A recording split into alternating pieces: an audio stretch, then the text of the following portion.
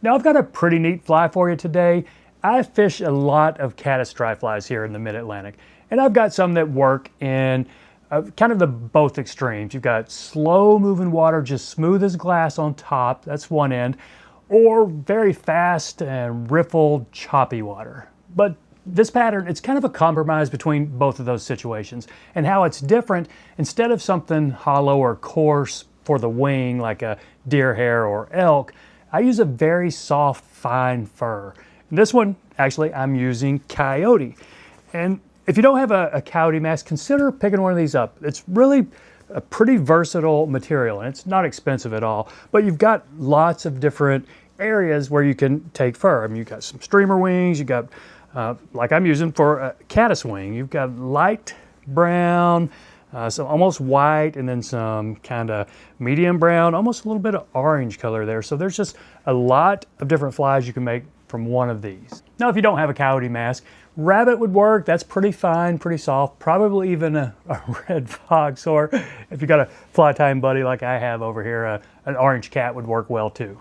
Now, I have had some luck with this pattern, not really on very slow moving water where the fish get a long look at it, but it has worked sometimes in fast, choppy water. I mean, the fish can see it, it's just gonna be hard for us to see it, but it's pretty much kind of a compromise to work between both those scenarios. So medium fast and just slightly broken water, that's why I came up with this one, and that's where it's worked the best for me. So there it is in the vise, my little Coyote caddis. Now, a lot of the tan caddis that I see here in the mid-Atlantic are 12s to 16s, pretty big bugs. I'm tied it on a size 14, which will cover all of those sizes there. That's one extra long barbless dry fly hook and tan thread. This is a 70 denier. I'll just catch it into the start of the bend. Put a little bit of wax on. That's a little bit too much. And for the dubbing on this, just some tan sow scud. Now, I don't really even know what sow scud is. It's a synthetic for sure, but is it nylon, antron?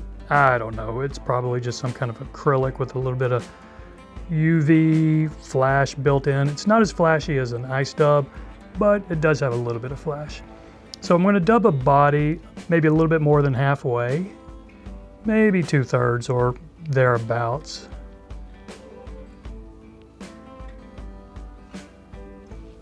Next up is a wing, and this one, Coyote, just a small tuft of Coyote there. You do need to pull the under fur out or it won't stack at all. It doesn't stack all that well anyway, but we'll go ahead and try.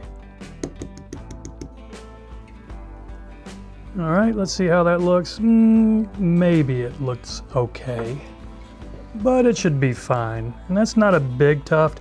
What I'll do here, a little bit past the bend of the hook, but I'm going to cheat toward my side, and so that first wrap might spin it around a little bit, and that's kind of what I want. So I want it to be coming off a little bit both sides of the hook, so when you're looking at it like that, that's what the fish is going to see, and I think we've achieved that there. So a couple more tight wraps going forward just to really lock this in.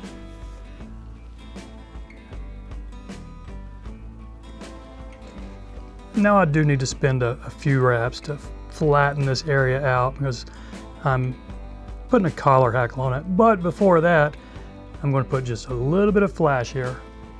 And I'm using 2 strands of a pretty fine crystal flash, just a natural color. So I'm going to lay that down right there about the length of the wing.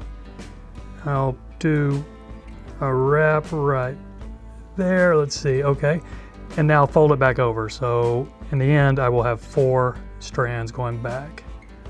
Okay, enough wraps to really secure that. Now we can leave our thread right there, but we'll go ahead and snip this flash to size. Okay, I think that's fine. And for the hackle, I'm choosing something cream, or not white, but kind of light. I mean, I think a grizzly would be fine here. This is a little bit undersized, but that's what I'm wanting. So it's probably about size 16. And I'm undersizing it a little because I'm going to put a lot of wraps. This is really the only thing that's going to float this fly. The back half should sit down in the surface film, and you'll see, or the fish hopefully will see some of that wing and possibly even a little bit of the flash. So this is an undersized hackle, but I'm putting a lot of it on here. And you know, that wing is already spinning around on me. We might have to trim a little bit of that. Let's go ahead and do that before we wrap this hackle. So I trimmed it. Am I gonna have enough on there? Yeah, I think so.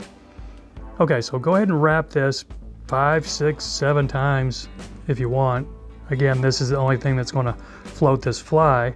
So the front half of the fly should be up on the surface film, and then the back will be down in the water. All right, I think that's enough. Let's catch this off.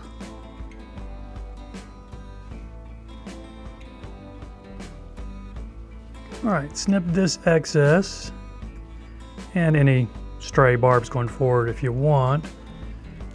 I'm gonna pull everything back and then make a little room for my whip finish here.